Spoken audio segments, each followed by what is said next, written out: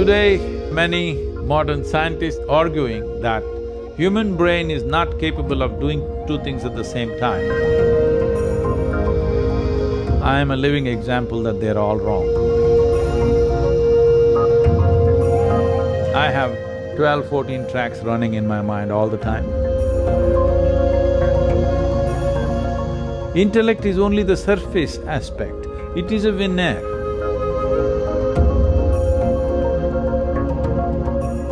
In the huge volume of intelligence that makes us who we are.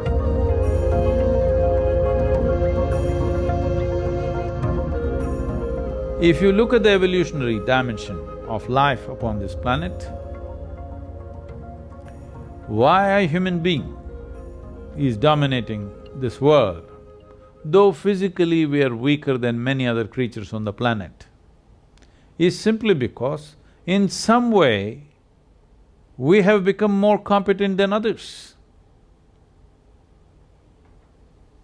So the competence of being human is greatly reduced when there is no clear distinction between what is memory, what is imagination, what is sleep, what is wakefulness.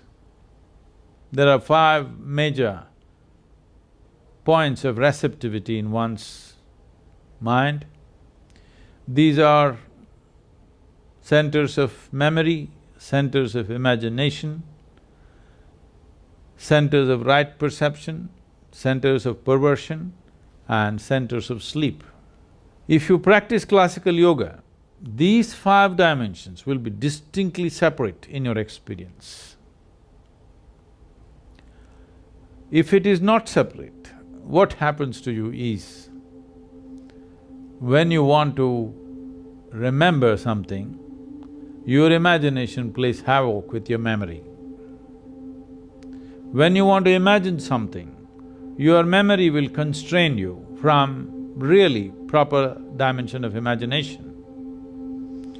When you want to sleep, you will have dreams. When you want to be awake, you will fall asleep. This causes a whole lot of confusion and inefficiency of life. I'm not talking about you being efficient in your profession or in your office or wherever else. That also, yes, in that way also it manifests, but more than that, inefficiency of life. When I say inefficiency of life, this life will not function with the effervescence and exuberance and exploration that life is, that it can explore many dimensions within itself. This possibility is greatly reduced simply because this mix-up has happened in people's experience of life. Classical yoga is very, very focused on separating these things. If you separate these things, you can become what is called as an Avadhani.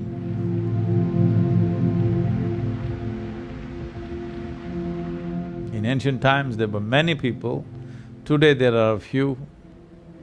Some of them are called Avadhanis, which means they have 8 types, 8 capabilities. That is, at a single moment, at a given moment, they can perform 8 different actions. Like they can compose poetry, at the same time, they can do a very complex mathematical problem. At the same time, they can smell perfumes and decide which is which. At the same time, they can taste many things and say whatever they have to say about it. At the same time, they can do many things like concerning with all the 5 senses of seeing, hearing, smelling, tasting and touching.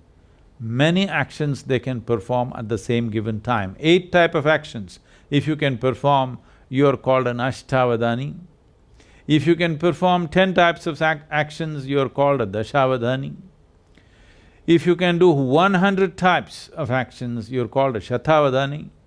If you can do 1,000 types of actions, you're called a Sahasravadhani. Sahasravadhanis have been very, very rare. People say that Agastya Muni was a Sahasravadhani, that means he could do 1,008 things at the same time. So these Avadhanis are not just legend, there have been many in the past which are well-recorded incidents. Vidyapati in Andhra Pradesh was a Dashavadhani. Through him, an entire culture of Dashavadhanis developed in Andhra Pradesh. Even today in the villages of Andhra Pradesh, there are Ashtavadhanis and Dashavadhanis in quite a good number. Siddhachandra was a Shatavadhani. He performed 100 types of actions under the scrutiny of Akbar's court, the Emperor Akbar's court. And he was honored for this and given the title of Shatavadhani because he performed 100 functions. And in modern times, there have been people who have performed 100 different actions, like Ravichandra Bai, who was a Gujarati Jain, who is a Shatavadhani. Tirukural Ramakanaga Subramaniam was Shodasavadhani, that means he performed 16 actions at a time. These are all documented incidents, but there are many others who come from certain tribes who've been doing this. It used to be a common thing in India that people would come and set up a small situation in the village where a few hundred people gather and they would perform many actions at the same time which look quite miraculous. But this is just to demonstrate the capacity of human memory, because human memory is not limited to articulate memory that we are talking about. Articulate memory is just a thin layer, the rest is a profound dimension. Our body carries 1 trillion times more memory than what you can articulate in your mind.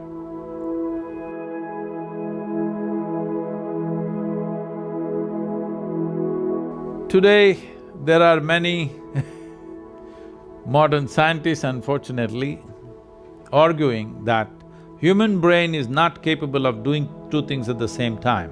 You can do it best only if you do one thing at a time. I am a living example that they're all wrong. I have 12, 14 tracks running in my mind all the time. Do I look distracted, disturbed or stressed because of that? No. You can perform any number of things because of this. It is not even that you have to consciously pay attention to it. If you open up a certain track and leave it, it goes on by itself. This is the nature of human intelligence. You are not sitting here and conducting your renal functions or your liver functions or your spleen working or not. You're not doing this. Aren't all these many things happening at the same time? Isn't there an intelligence within us which is capable of doing all these things? It is just that most human beings are understanding human intelligence as just as intellect. Intellect is only the surface aspect, it is a veneer in the huge volume of intelligence that makes us who we are, because we are made from within. All the intelligence that is needed to create this body, to create this life is intrinsic to us. It is not something that happens from outside. It is intrinsic to us. It is just a question of access. If you want a living intelligence, if you want to exist as a living intelligence, one thing you should not do is, you never ever form an opinion about anything.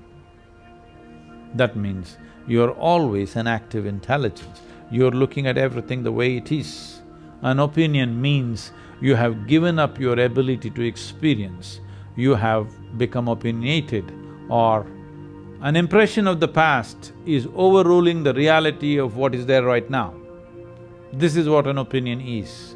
But unfortunately, we have created societies where unless you have an opinion, you're considered dumb or stupid because you have no opinion.